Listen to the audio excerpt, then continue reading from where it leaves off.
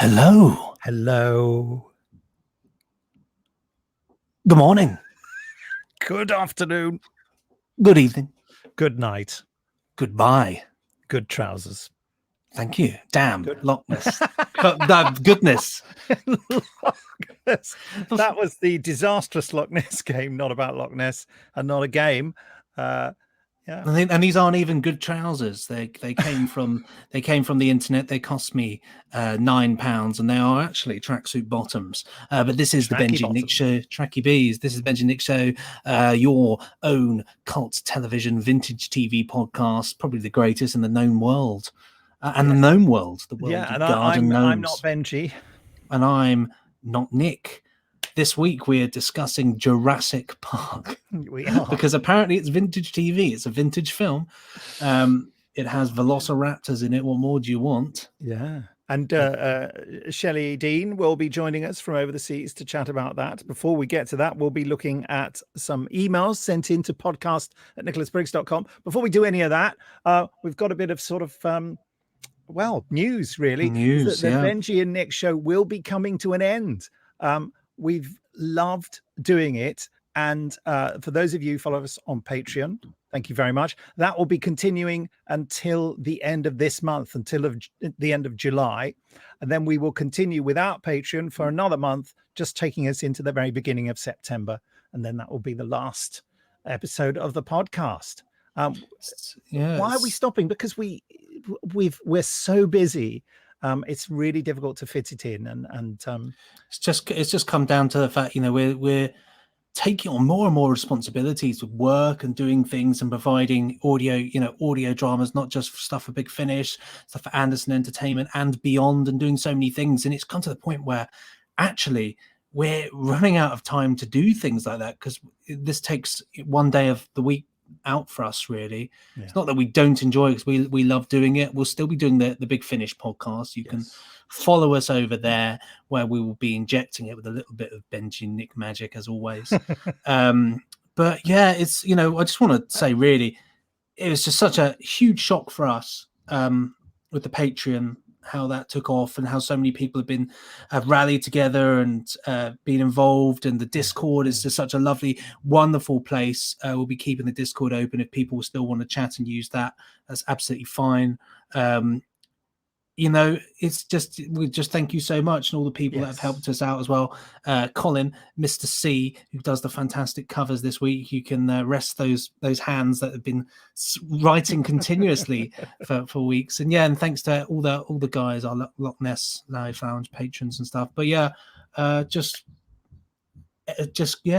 lost for words. I think it's an indication of how we don't want to just drop it, how we're going to continue it for another, quite a few editions before we finish, because, it's been a big part of our lives, and it is a bit of an emotional wrench stopping it. But we realize that it's best for us to give ourselves some space to breathe in our lives. So, and I feel we leave behind a fascinating body of work. Oh, we certainly do. Yeah, make of it what you will. We are anomalies in the sense that we do work pretty much every day. We don't stop working, and so for us, it's very hard to take any time when we're not working, because we have to kind of, one day is purely podcasting day, and so we just need a little bit of time just to be able to do stuff. Really, it's just crazy times. But okay, well, let's get on with the emails. Let's not end this on a let's keep up the madness. We got one email here, and you can send the emails. The inbox is not shutting, and you can send them to podcast@nicholasbriggs.com. We got one here from our good chum Chris Garrard, sent on the 14th of the 7th, 2021, the year of our Lord 1449. Subject of this one is public information horror films. I think you'll find, Chris, that they're all horror films, really. They're absolutely terrifying.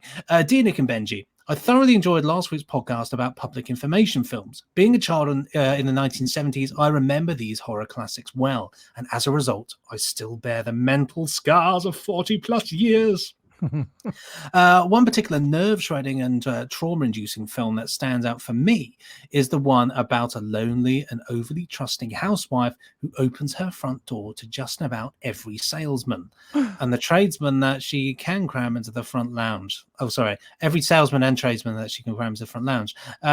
In the film, we see the lady answer the door to the gas man. In inverted commas.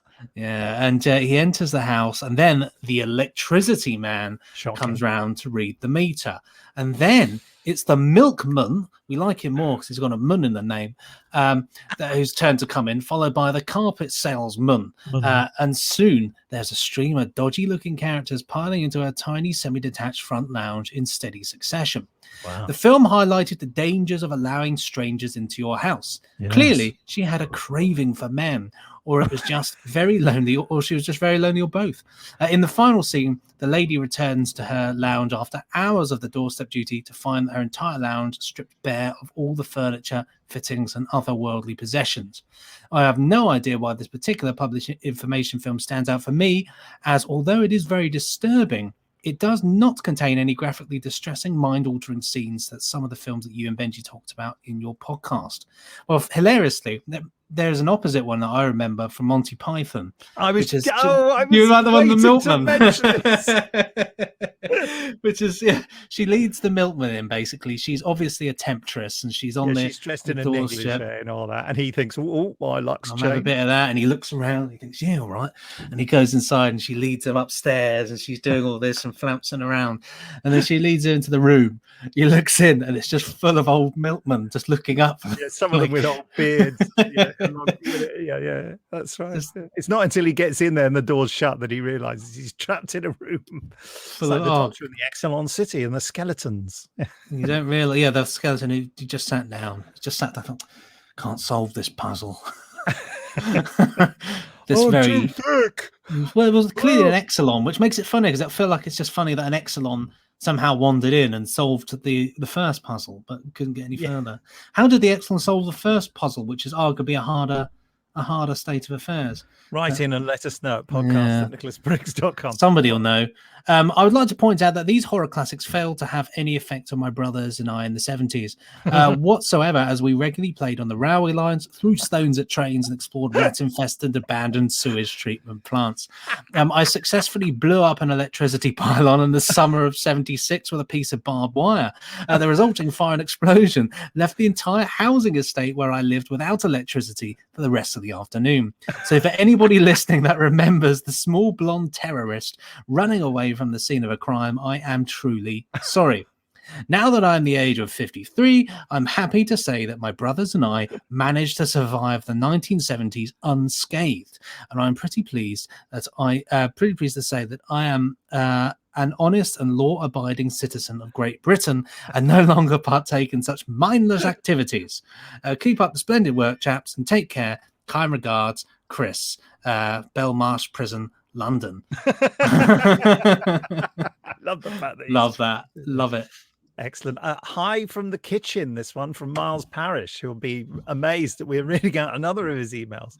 It was sent on the 12th of the 7th in the year 1449. I did look it up, nothing much that inspired me in 1449. What's 1004? What happened in 1004? Dear all, the Benji and Nick and Jamie dining experience on the 31st of March 2019, goodness me, all that time ago, inspired me to, at last, make my own attempt at the Hammer of Gods. It was a cocktail that we made. After hearing Jamie talk about it in the Jerry Anderson podcast, and then its multitudinous mentions in the Benji and Nick show, I had a Google which revealed its origin to the bar at Redacted. You fancy boys, you. Yes, we're not allowed to say which bar it was at. The menu revealed to me the ingredients, and lo and behold, the very beer they used was available at my local Botlow. Oh. What's a Botlow? I don't know. I'm going to find out. Sounds like my type of place. So authenticity and verisimilitude were within my grasp. This morning, I prepared some cinnamon simple syrup to steep. This afternoon, now that a storm has really set in outside, the weather is perfect for spending time in the kitchen. Having just reached the bottom of my first try, I can certainly understand the appeal. The Scotch is subtle but present. The lemon adds a nice tang. The beer is delightfully old-fashioned. We love a lager down here in Oz, but my 2019 trip to the UK had me finally understanding ales. I was going to read that as Alice.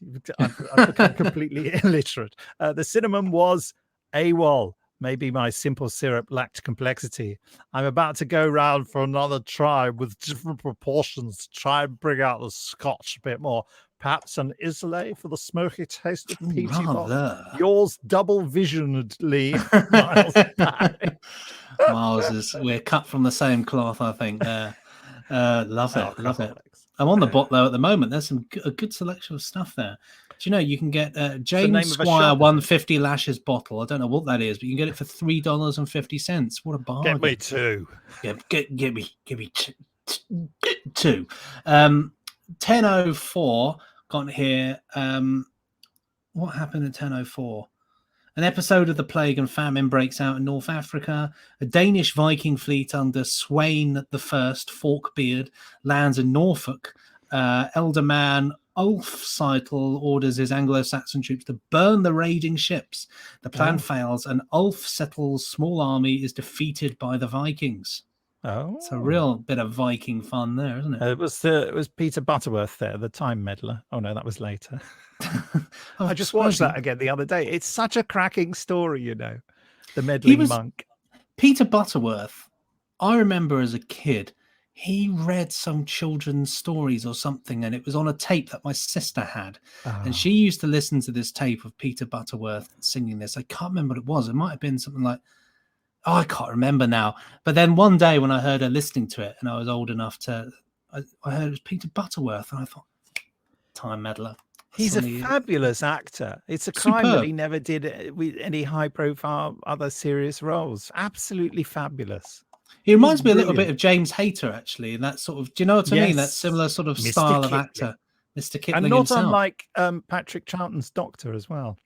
Very similar, yeah. Is there a bit of inspiration there? I mean, you never know. Who knows? Well, they might. We got one here as well, which is a note from Darren Campbell to your Facebook page, the Benji and Nick Show Cult TV podcast. This one was sent on the 6th of the 7th, 2021, the year of our Lord 1920. Well, I mean, you know, lots going on. Just watch Upstairs, Downstairs for that one. Hi, guys. Have you ever watched the series of short information movies made by the Rank organization called A Look at Life? They were narrated by Sid James. They're about all the different ways of life in the 60s and 70s. Really worth a look. I'm sure you both love them. There was a really good one as well that you could see in the war, which was made for American soldiers who were coming over to the UK, and that was narrated and starring Burgess Meredith, aka the Penguin. He was basically telling people how not to offend the British. Yeah, it's on YouTube. The Rank organization presents A Look at Life. A Look at Life. It's available on network. Organization. I've got a network DVD called, I think it was called the Birds and the Bees, which my friend gave me for my birthday one year at university. And it was all just, it's exactly what you think. It's just loads of public information films about having sex and contraception. The Birds and the Bees. Well, this one's narrated by Tim Turner, not Sid James. So there we go. Life Rank organization. Typing it in now. How exciting you get to see this. Volume 1, Transport. Yeah, that's what I got, but it's Tim Turner. It's funny, isn't it, how like motorways, I always think this whenever I'm on them. Motorways are like going back in time in their own sort of way. It's just like driving through the 50s and 60s, isn't it? It's just all those concrete structures. You always think, I'm like, oh, this is, you know, we're just back in time here. M25 especially. But thank you so much for sending your emails. Do keep them coming. Podcast nicholasbriggs.com. Did you want to invite Shelley into the I think it would certainly be fair to do so. Let me just send it off right now here on my television screen. Link. Lonk said it. Link, and it said lonk. For some reason, it just sounds like a very outrageous French way of saying a link. That's German. I will send you this lonk. Are you a monkey? Is this your bun? Look at this. What's that? No idea. Right. Come on, Shelley Shell. here yet? Not yet, but I have got this. What's The that? Brian and Nigel Show mug. Oh yeah, still available. If you want to grab them before the show disappears. The collector's items. NicholasBriggs.com. Find them. They'll be on like Antiques Roadshow one day. When I was a child, I bought a Benji and Nick Show mug, and is it worth anything? And the expert go, well, the interesting thing about these is that nobody wanted them, so no. Gets out a hammer and smashes it. And now it's even more. Now the limited edition series is now it's worth more that I've smashed it to pieces. And anybody else that has one, there's one less in the world, so actually it's worth even more. Just more proof there, ladies and gentlemen. I'm very excited to talk about Jurassic Park in a moment. Yeah. And here is Shelley to talk about the park with us. Shelley, welcome to the park. Welcome that was like instant. That was instant. I know. Like magic. I got my eyes on the prize, you see. I just knew the second that you turned, I thought, this is it. This is the moment. Yeah. I can see it loading. It happened. Like I hit it and it was just like, and here's Shelley. I'm like, okay, hey. You're in the room. You're in the room. How's it going, Shelley? Hello. It's going good. How are you guys?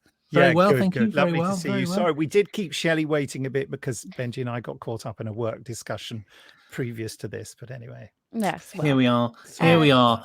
Jurassic Park, Shelley. Yes. I mean, obviously you rate it. I don't think there are many people that don't rate it, but how could you not? She's read Jurassic. She's read the book and watched the movie. This has been the week of Jurassic Park for me. I am dreaming. I dreamt last night about raptors coming after me.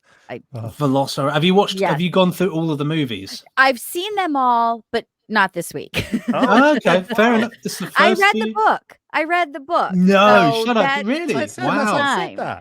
I read. We joked about it last week when we talked about it, and I was like, "Well, I'm gonna read the book again," because I read. God, I had to have been like 25 years ago when I read the book. I mean, if even longer. I don't even know. Yeah, same here. The movie. I was just doing the maths before, and the movie came out almost 30 years ago, which is insane. I remember, it's when I was a kid. Yeah. It was a relatively new film, and it was very exciting. I was the editor of Film Review when that came out. Yeah, 1993. Which in our brains we think, oh yeah, that was what 20 years ago, maybe. Next week. Yeah, my God, nearly 30 years ago. Yeah, so I reread the book, devoured it. It was the same as when I read it the first time. It's just so good. He's such a good writer, isn't he? Yeah. It's just such a great, fun. It makes you feel like, yeah, I'm smart, because the way he describes things. That's what I was going to say. It makes you understand it. So you're like, look how intelligent I am. I can understand all this scientific mumbo jumbo, but. Thank you, Michael Crichton, for that. That is the thing, is the believability of the book, which gives it such a anybody can really write a book about dinosaurs, but the fact that it's so sort of centered around the scientific perspective of being able to bringing the dinosaurs back, the computer systems, the DNA sequencing. Yes. I love all the stuff in there about when they're on the computer of the park, and it lists all the dinosaurs and their numbers, and And then you almost work it out in your own head when you see that the numbers are higher for things. You think, hold on a minute, this is all wrong. Well, here. What was the fascinating thing about that was, computers, I would say, in my novice opinion, that in 1993, computers weren't something people had in their house. Like, it wasn't as if today we all have a computer in our pocket. Yes, not everyone had them. You're absolutely right. So. Back then, the idea of the abilities of these machines was just, and so in the book there was the part where they're like, putting in the information to try to track how many dinosaurs, just to make sure that they're all there and whatever. And they realized that they were putting in the expected number, as opposed to putting in just a number that because they bred these dinosaurs to be unable to reproduce. So why would there be more? But as soon as they started plugging in the numbers, it was like, oh snap! Look at that. Yeah, that's So- and that moment isn't in the film. is it? No, that's not in the movie. There's quite a few different moments in the book. You know, the book is, I would say the book is like what, you know, I mean, it was thanks to you guys that I read the book anyway, because I've only ever known the films, and reading The the book book is like a movie directed by Paul Verhoeven. That's God, what well, the book it's is. absolute anarchy. The book is like a massacre. It's a complete miserable massacre. It's a whereas horror. The film, Yeah, it's it definitely is, a it horror. is It's a horror. You know, horror. the first chapter of the book is you know a compagnatus. I can't say it now. Compies. Compagnatus What's jumping through the compagnatus? window. Little dinosaur jumps through the windows and Oh. attacks and kills a baby. You know, Yeah. and it's like that's like opening the book. That's like this is where we are. You know, Mhm. whereas the film, the opening of the film is like, you know, it's slightly, I mean, it's still grim. You know, there's a bunch of people getting massacred by a dinosaur in a container. No, but only one person gets killed. Oh, you Good don't enough. know even if he gets killed actually, because it just ends on Bob Peck going shoot. Yeah, Snake. Steven Spielberg specifically said he left that part out the beginning of the book, which, you know, because that right there, it's saying that they have escaped the island, Yes. that they're over on the mainland. And he specifically said that he couldn't leave that in, and the whole part where in the book the kids and Dr. Grant escape from the T-Rex, but to have the T-Rex chase them, and they get on a raft and go down the river, and T-Rex is like trying to get through this really thick foliage to get at them while they're floating down the river, and it's this terrifying. I mean, it's Yes. pages and pages and pages. It's terrifying, and Spielberg specifically said, "It's too scary. I needed this movie to be a movie that kids could like because it's dinosaurs and kids like dinosaurs." Well, and I, you know, as a kid, when the film came out, I've still got it somewhere. It's in a box somewhere. When I was a kid and I was at school reception, I think it would have been, or year one, we had to make little they gave us these cutout sort of figures of, you know, just a person, and we had to use, it's learning about collage, and we had to use like different bits of fabric to create this thing. And I made Ian Malcolm, Jeff Goldblum. I made, and I remember at the time, I just remember making it, be like, that's Ian Malcolm. And they're like, you know, teacher, who's Ian Malcolm? Like, Dr. Ian Malcolm. And I was like really interested. Chaos theory mathematician. Yes, yeah, Rock you know, star. and what a casting, you know, to go onto the film, what a casting. Jeff Goldblum, Yes. absolutely. What a, you know, everything he brings to his roles is he's a unique creature. And I think he would like to be called that. If he heard being called that, he would think that was cool. Yeah, I'm a kind of Yeah. Sort of creature, unique. But he is. He's a unique creature, and he brings so very much to that. entertaining. The casting in the film is great. You know, everybody was really, they nailed everybody. Nick's like, I don't think so. I'm just Yeah. oh, you can tell what I'm thinking all the time, Benji. It's You really have thought annoying. bubbles that pop up over your Yeah. head. We can read them. I think I largely agree with you. Anyway, do carry on. I don't mean to interrupt. I mean, if we want to talk about, like, Dr. Alan Grant is not is not the same character as in the book, really, in Nothing terms of like, the film. They're nothing like. completely different. But I would say that Neil Thingamabobby is great in the film, though. What's his name? Yeah, Is it yeah. Neil? Sam Sam Neill. Neill, thank you. The whole Neil reason we Sams. decided to watch this. Sam Yeah, Neill, yeah, that's Sam how it Neill goes.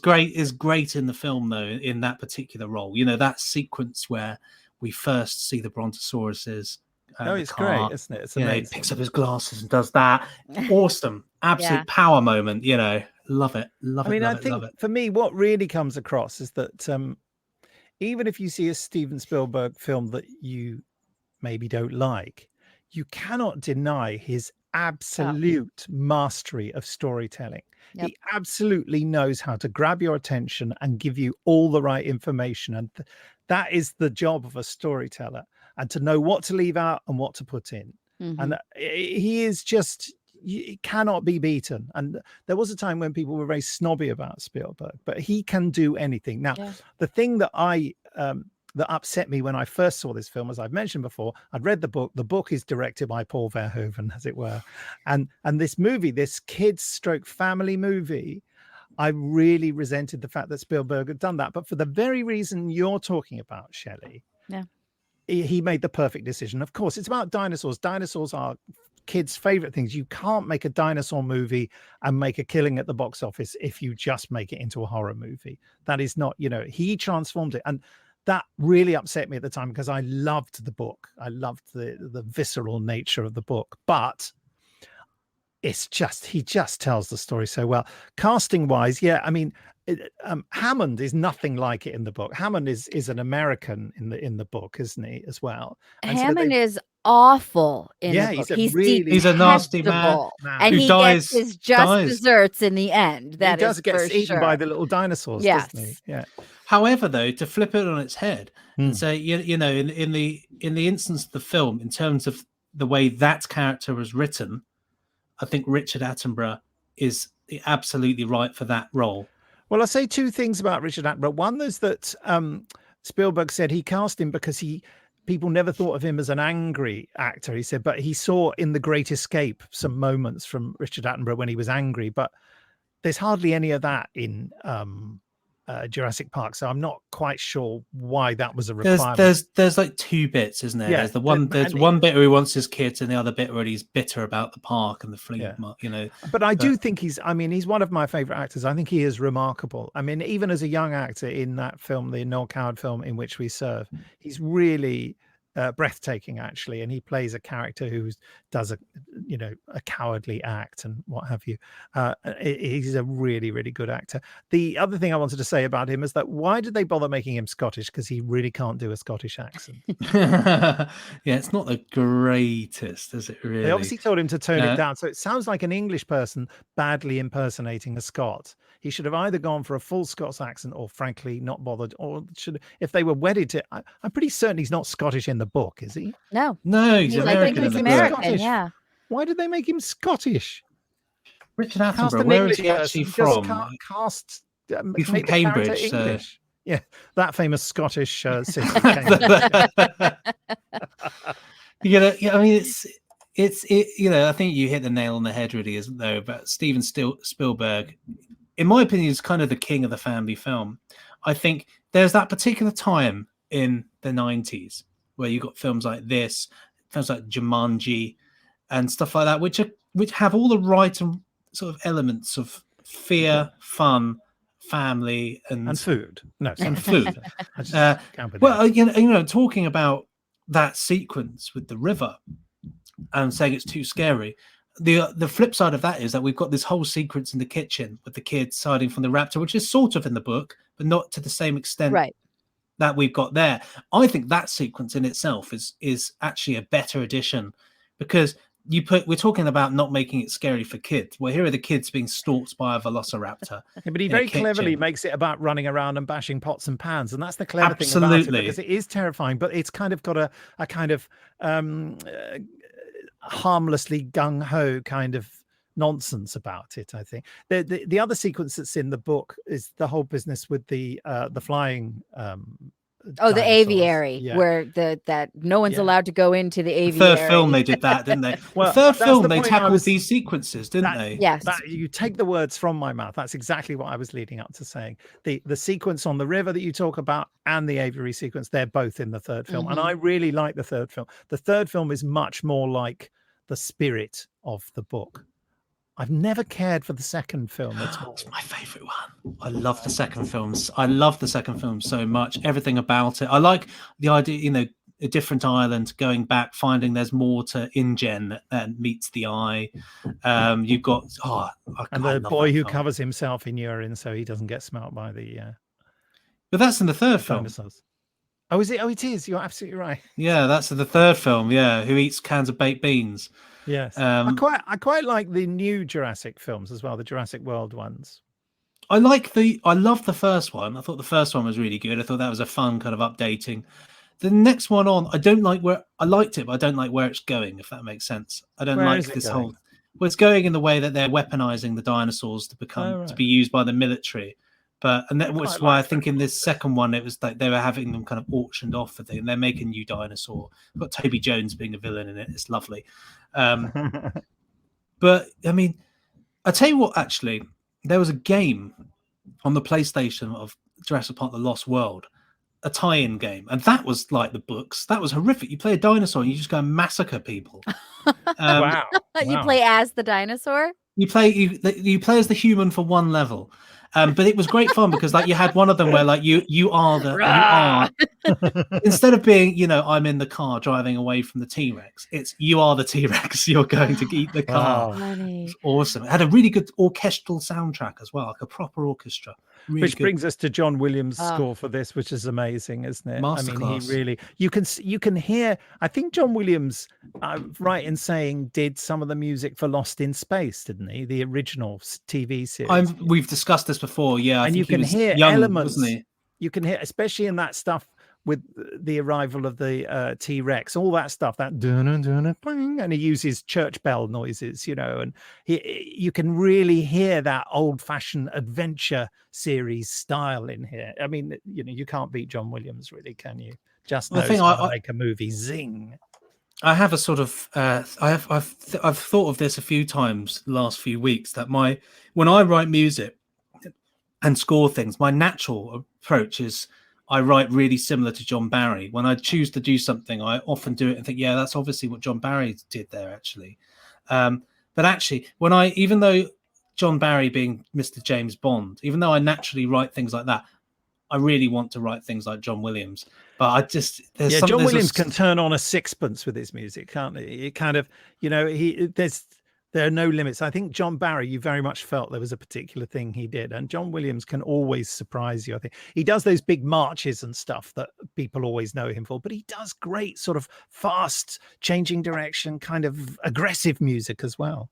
And he has loads of sections. So like you'll have things that kind of go, do do do do do dun dun dun dun dun dun. You just made the noises describing everything I said. You know, do you know what it is? It's like loads, you know, there's loads of sections going on. He to an extent, I mean, he makes this film something incredibly special, because you can't really imagine this film without his music. You can't imagine Harry Potter without his music. His music, Indiana Jones. You can't imagine, I mean, the big one, which is Star Wars. You can't imagine Star Wars without, you know, John Williams' music. Well, I got the pleasure of seeing John Williams conduct the Boston Pops at the Hollywood Bowl. Oh my gosh. LA in the 90s. And when I tell you, it was one of the most amazing experiences I've ever had. When he started playing, when they started playing E.T., the theme from E.T., I can, like, we were sitting, I don't know, the Hollywood Bowl is an outdoor stadium, you know, auditorium, I guess you would call it. And so it's like there's regular like box seats that are like down near the front, and then it slopes up and it's all grass, so you get to sit on the grass. We had grass seats for this show, and I remember when E.T. started playing, it was just like we all kind of like, you just feel E.T. Sorry, E.T. Yes. Yeah, it terrified me as a kid. We were we all just kind of like looked up into the sky, and you just expected to see that the moment of, you know, the bike going across, riding the bicycle and going across the, I mean, it was just, oh my God, like to be able to say I got to go and see that. It's just one of those things in my life where I'm like, tick that off, because that was pretty special. This is insane. Yeah. I bet that and he played all of it, all the hits, all the. Did he do Jurassic Park? Yeah, I'm sure. Yeah. But I still see, as awful as this sound, people will shoot me down for this. I prefer the theme to the second film than the first one. I do. I love the second soundtrack more. I've not seen it enough to, because I don't bother watching it. Fantastic. I love it. It's just the original theme back for that film, don't they? Yeah, of course they do. But yeah, I don't think it's John Williams doing the music though. I think he did the third film, didn't he? Did he? I don't know if he does the new ones. No, he doesn't. Soundtrack. I think he would have done. Let's have a look. John Williams. No, he didn't. You're right. No. Yeah, Don Davis did it. Dan Davis. Because they credit him with the theme, but some of John Williams' themes from the previous films are also featured. Yeah, that makes sense. I had a poster for Nick Briggs knows what he's talking about sometimes. Well, I don't know. I know that the guy who does the new Star Wars films, yes, really incredibly imitates John Williams's work. That I didn't know until I looked it up that it wasn't John Williams. I was like, wow, That's what's my required. God. Is John Williams still with us? Yes, he is still with us. Oh, Yes, and he is what? at the grand age now not of here. 89. And I've got John Williams right here in New Jersey. And he's here now. But he's still working as well. That's the other thing. He's still working. Fully functioning. Fully functioning. No new batteries. Because he announced, he announced around Star Wars: The Rise of Skywalker that he'd retire from composing music for Star Wars. But I'm so sick of it. I'm sick of that damn show. In 2018, he did the music to the Star Wars ride Galaxy's Edge, at Disneyland, and he's also doing attached to the new Indiana Jones film. So wow, an 89-year-old man. Well, speaking of he's casting, just working in catering though. Yes, Yeah. Harrison Ford was offered the role of Ian Malcolm. Oh, I think it was Ian Malcolm. No, it wasn't Ian. It was Dr. Grant. It was Dr. He Grant. would have been a closer match. And they decided that he was there was something about him that was just a little too swarthy, a little too, right. That kind of, I don't know, maybe sexy. I don't know. Maybe we didn't want. Oh yeah, Dr. in the book, Grant to be too sexy. actually, he's he's fat old. And, yeah, he's old. Well, and the He has fact a Hawaiian shirt. Yeah, the fact that Dr. Grant and Dr. Sattler in the movie are in a relationship just really annoys me, because in the book he's her teacher and she has a fiance. So it's like, why do we have to have have to have a romance? Like, why? That annoyed me as well at the time, I must say. And I would say, when we were talking about the casting, this is a very unfair thing to say. The only person in the cast who I find really irritating at times is Laura Dern, actually. And it's because, and she can't help it because of her mouth. She's kind of, she does that. She's got that kind of rectangular mouth expression where she kind of goes, she looks like her father when she does that. She's definitely Bruce Dern. Yeah. She seems to be acting at a slightly higher level of, like she's in a theater. Yeah. It's not quite movie acting, which, I mean, I think she's a fantastic actor and has done many, many brilliant things. And I'm really being picky because she is great and she does loads of great things in the movie. Laura Dern's here with me right now. She would like to reply. I'm just dissing you. I find her the least satisfying, which is annoying because she's the female character and I feel like I'm, being a chauvinist so-and-so, but I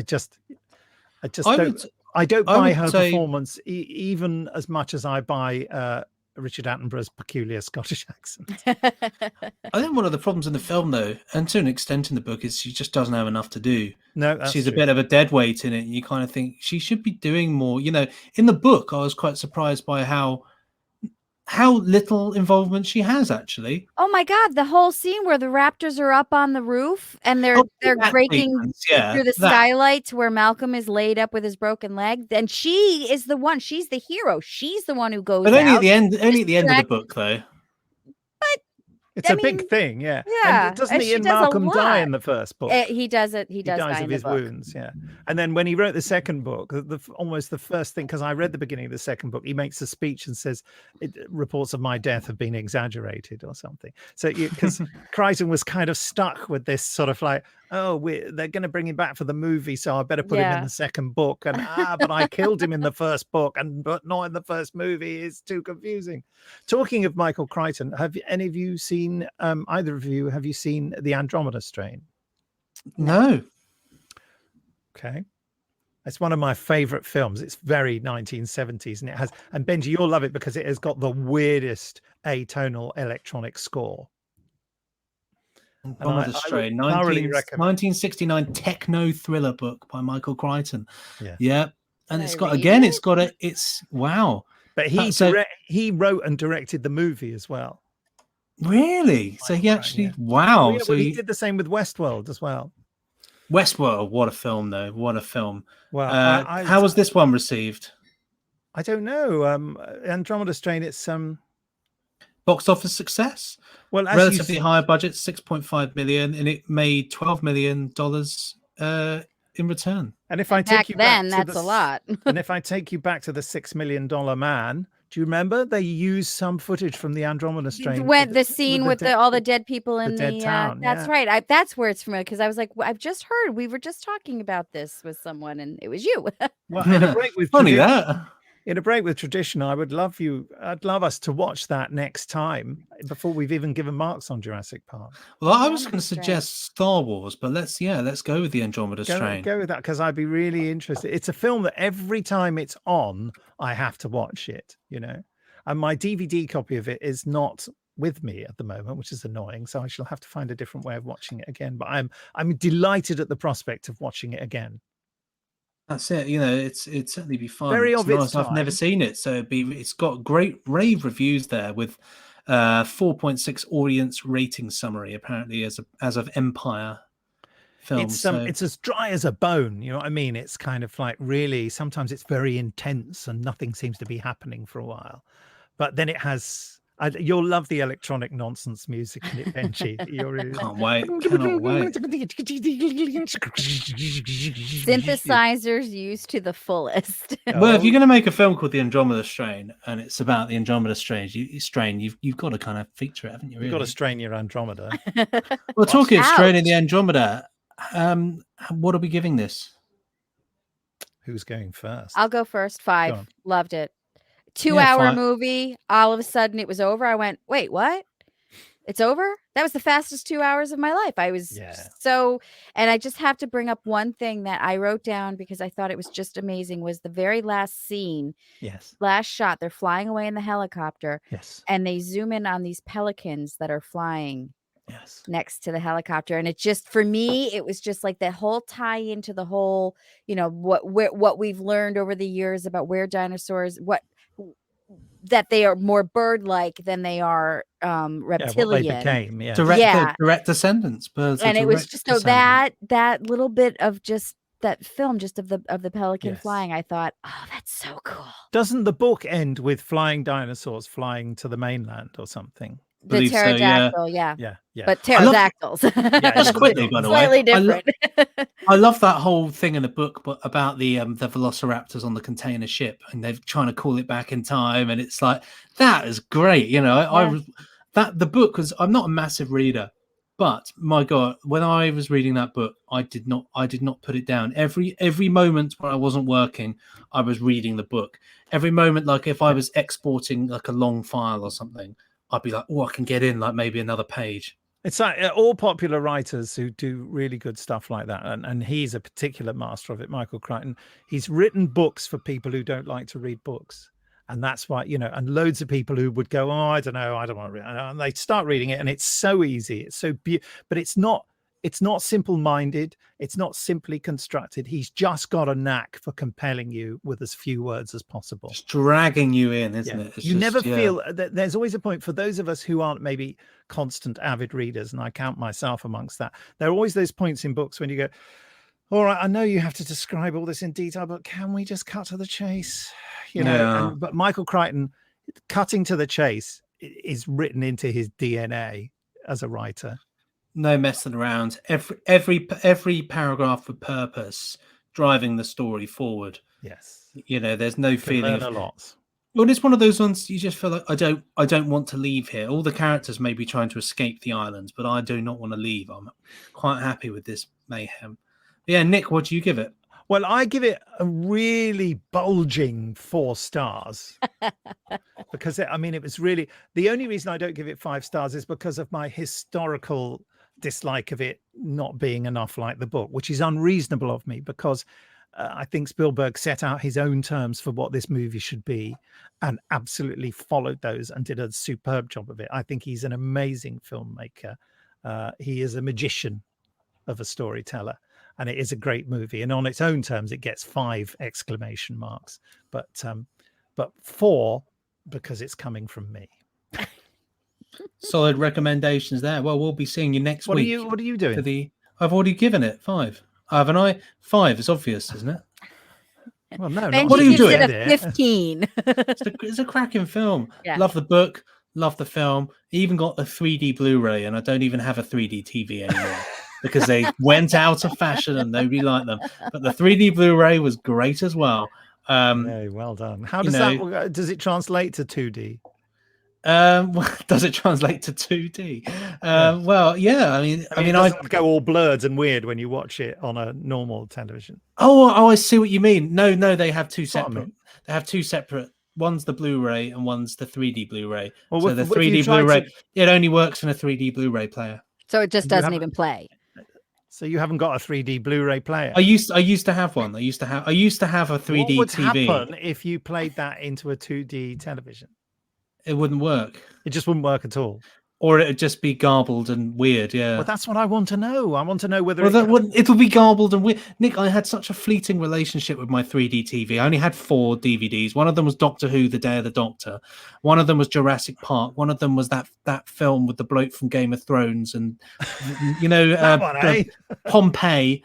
And the other one was what was that film in space with lots of people whizzing around like that? What's it called? Do you know the one where it's just on the spaceship and they're, with Chris? What's it called? Yes, you're thinking of the one I'm thinking of. The guy from Jurassic World. Yes, just whizzing around in space. It's just 2 of them, isn't it? Yeah. It's called Gravity. Like, that one. Oh, is it Gravity? Is it Gravity? Gravity with Sandra Bullock? Sandra Bullock's, yeah. No, it was a bloke. I know we call it. Bullock. Sandra Bullock.